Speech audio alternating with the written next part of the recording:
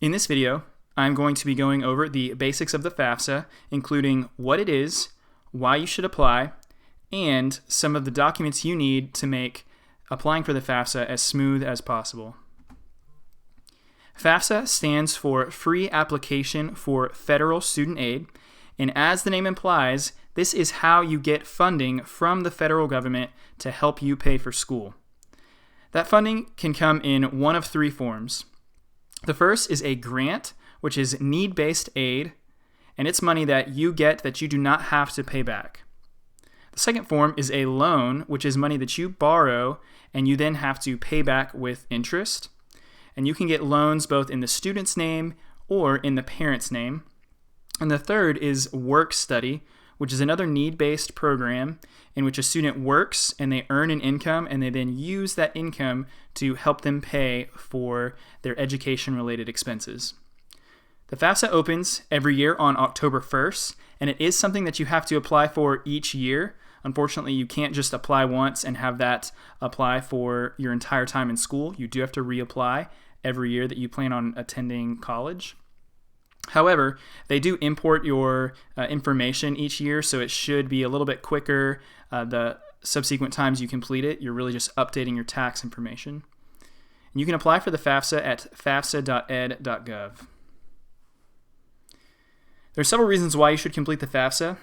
First is that it really does not take very long to complete. If you have all of your documents, it should take you about an hour or less even. And we recommend that you apply for the FAFSA as close to October 1st as possible because there is some funding from the federal government that is on a first-come, first-served basis. So if you wait too long, even though you may have qualified for that funding, if they are out, then you will not be eligible to receive that until the following year. So we recommend that you try to apply as close to October 1st as possible. Now, you are not required to complete a FAFSA, but we recommend that every single student complete a FAFSA for two reasons. First is that if you are eligible to complete a FAFSA, then you are going to be eligible to receive some type of aid, even if it's just a loan. And even if loans are not a part of your plan to pay for school, it can be a great backup option to have that just in case something changes with your initial plan. The second reason is that even if you don't think you were going to qualify for need-based grants from the federal government, that doesn't mean that you won't qualify for need-based scholarships from the University of Oklahoma. The threshold that the federal government uses to determine need for a grant is not the same that the University of Oklahoma uses to determine eligibility for these need-based scholarships. So you might be eligible for some scholarships from OU. If you do not have a FAFSA on file, you will not be considered for those particular scholarships.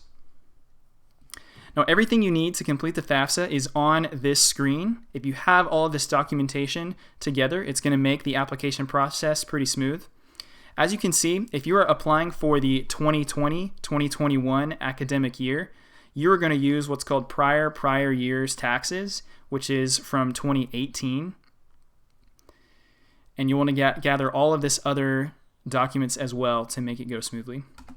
Now, if you have some questions about aid from the FAFSA, your best resource is to contact OU's Student Financial Center at the number listed here, or you can send them an email. If you have questions about completing the FAFSA itself or you're having issues, you can contact the FAFSA helpline. They also have a helpful chat function on the website that can answer a lot of your questions. Or if you just need help creating a plan to pay for school, you can contact us at the Money Coach office at the number listed there, or send us an email. Or if you are a current student, you can schedule an appointment with us on iAdvise.